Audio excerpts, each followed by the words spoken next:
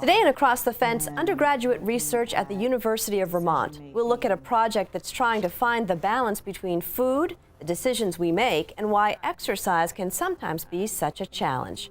Good afternoon and thanks for joining us. I'm Judy Simpson.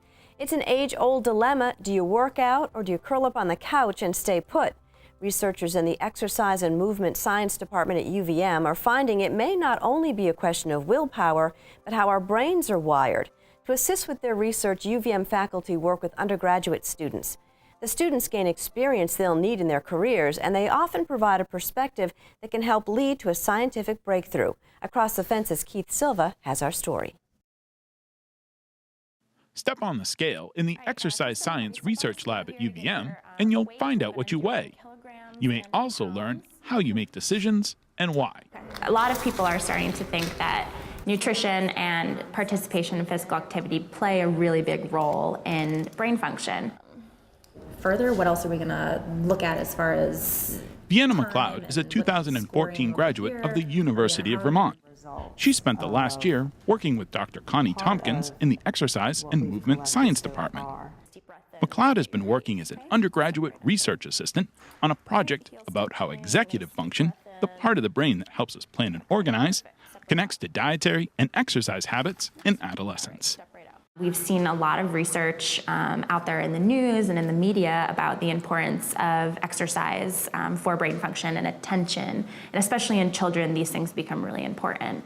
So we're really trying to look and see if we can determine a relationship between those two so that health professionals can better help children either in preventing childhood obesity or treating those that are already seeing overweight and obese behavior. Essentially, it's just going to ask you several questions about your dietary habits at home. Participants fill out questionnaires and then take a series of tests. One test gauges impulsivity by asking participants to place bets on where a token is hidden.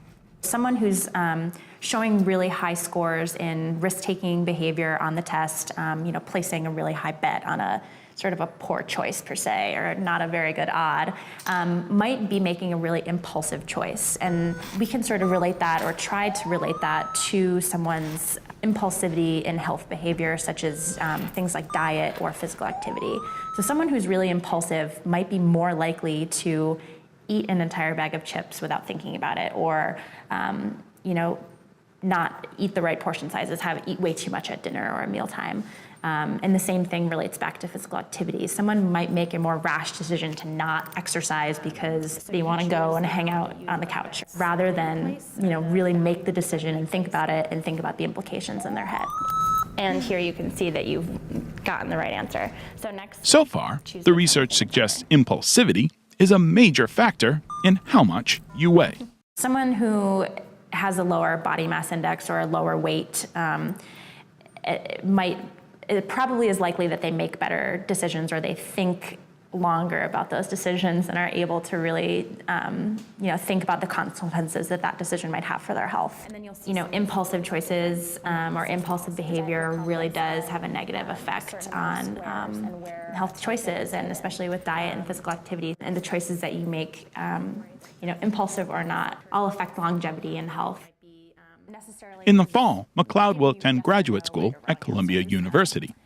The time she spent on this research project as an undergraduate has given her real-world knowledge that she'll need going forward. It's given me that experience of preparing a question and seeing a study through from start to finish, as far as the design goes, recruiting subjects, analyzing the data, which has been the most time-consuming part, and sort of then doing all the writing afterwards and really getting ready to send in a finished product. On top of that, it sort of helped me develop my area of interest going into Columbia. So now I can really confidently reach out to professors there and say, this is what I'm really interested in, and this is what you're really interested in, and can we work and can we make some sort of relationship there and collaborate on future projects, or can I hop on to a GA position, or get into your lab and do some work for you, and then it benefits everybody. So it's really helped me sort of narrow down my area of interest and get to know myself better as far as where I want to take my career and what I want to study for the next several years. physical activity and also... For her advisor, Connie Tompkins, working with an undergraduate provides perspective that every researcher needs in their work. I really love working with undergraduates just because they're open to different possibilities and they're so fresh and they have all these great ideas they hear in the media or they read in a magazine that they can actually bring to actually performing a study. I know for me, I get stuck in researching one or two things, very hardcore. So it's nice to get a breath of fresh air and to sort of look at something I've been looking at and then in a new way or bring a new measure to what we're already doing. So it's nice in that they're sort of, they make you look at your work in a different light. McLeod presented her findings at the annual University of Vermont Student Research Conference in April. It was an opportunity for her to talk with the public and her peers about her work. For Tompkins, the undergraduate research opportunities at UVM give students experience that can't be taught or learned in the classroom.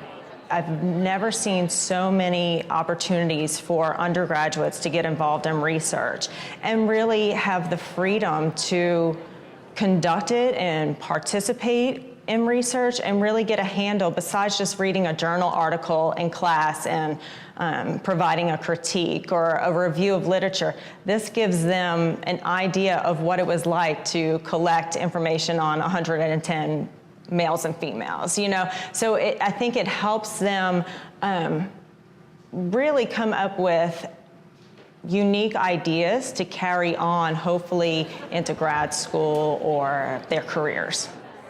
You know, a lot of students are really interested in getting involved in research, but they don't necessarily know how much time you spend in this little box down here, or, you know, in a lab with, you know, working with, you know, specimens and stuff like that. So I think that, you know, getting exposed to it now not only will let you know whether or not this is something that you want to do, but hopefully really, you know, give you the drive to sort of continue in it, because research is so important, and it's so important on every campus that there's not only professors but students involved in research to really help the, you know, academic community grow and really develop some good interest areas and you know, positive work areas and stuff like that.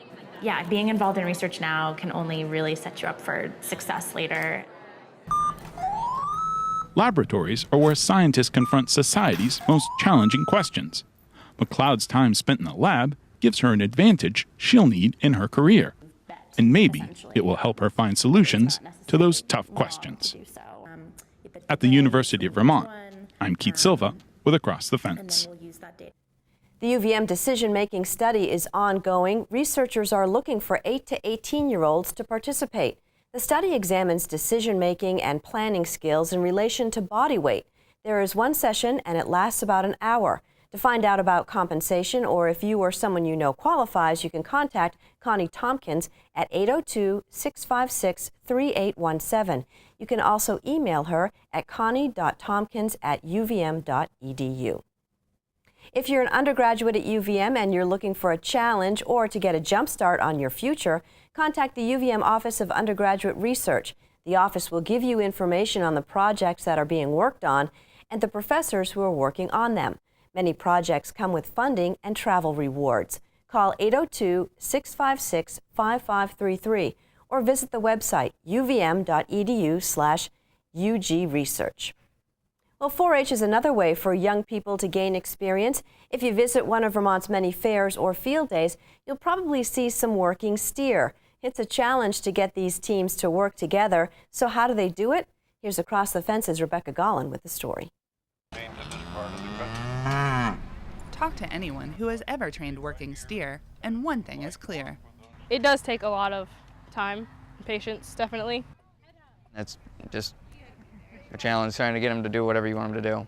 They're in a yoke and they have to learn a lot more things than just showing a cow. Training working steer is hard. These kids have 2 steer that are put into a yoke and that work together. They work with them all through the year to make them easily go through some of these classes that they're set up.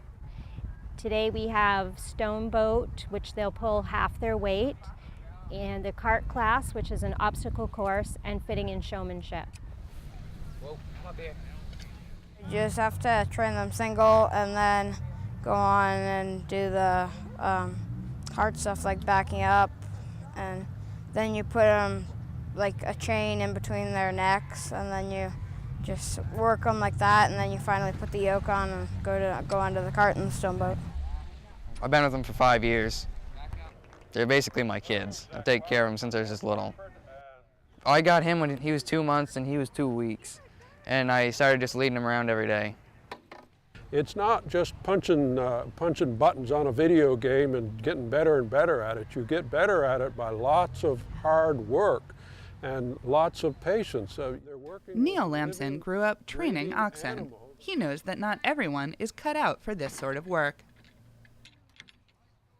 They are in a distinct minority in that they're the only ones in the world now that know how to drive oxen. There's only a few people, the people that are in the pulling ring with the oxen that you see at the fairs or one thing or another, that's not trained steers and oxen to do work. They just pull. And this is an entirely different situation here. So they are an elite group of youngsters that are people that probably number only a few thousand in the world that know how to drive oxen like this. Exactly the way the animals have been taught here to back that cart onto the planks. Lamson is a leader of the Green Mountain Teamsters Working Steer Club. He says that working with the animals gives these 4-H'ers skills they can use outside the ring. In the process of learning how to drive steers and learning all of the stuff that goes with taking care of large animals, they develop a tremendous amount of responsibility. They have to practice routinely, several times a week. Many of them do every day. The animals have to be taken care of every day. I tell the kids that if they want a simple project, get rabbits. You know, you can put them in a cage and forget them. But these guys have to be taken care of. They have to be groomed and fed and cleaned out 365 days a year. And that's in addition to the training program that takes an hour or two a day. The first couple times you have them out in the yoke, they're like, what do I do? You know, I want to go this way and he's going that way. Brianna Wood has been working with oxen since she was 6 years old. She's the 6th generation in her family to train working steer. You start when they're just a couple months old. You know, when they're able to walk, you start walking them up and down the road and hawing and geeing and backing them up and, you know, teaching them the commands and stuff. It takes a lot of time. Usually you should train your steers in the morning and then at night, like for an hour each. The time spent with the animals will show in the ring. The team we have in the white ribbon group here didn't quite have enough time to get hooked onto the cart. The judge today is Mark Whitney, who's 30 years old and has been involved with 4-H for 22 of those years, first as a member and now as a volunteer. Whitney has trained working steer since childhood and still has a pair of pulling oxen that he takes to the fairs. It's a hard project, it's a lot of work, but there's a lot of rewards to it too. So it shows a younger generation that hard work isn't a 4-letter word. You can do a lot of hard work and get a lot of fun out of it. You learn patience. You learn how to step back and, you know, maybe you need to take a walk down to the babbling brook and have a little conversation with yourself so that you can calm down and learn how to deal with your nerves. Ending the day with a smile, and that's what it's all about with the learning experience of the 4-H Working Steer program. The joy of getting it is like the joy of winning. That like you put the time into it so that you actually get the prize. Like it's like an accomplishment of yourself and stuff. But it takes a lot of patience. You have to have patience to be able to work with animals because they don't understand you. Like you have to teach them everything. They just want to run, go, and eat. Bringing together hard work and patience to do something not many people could. These 4-H'ers are not afraid of a challenge. In Bradford, I'm Rebecca Gallen with Across the Fence. And that's our program for today. Thanks for joining us. I'm Judy Simpson. I'll see you again next time on Across the Fence.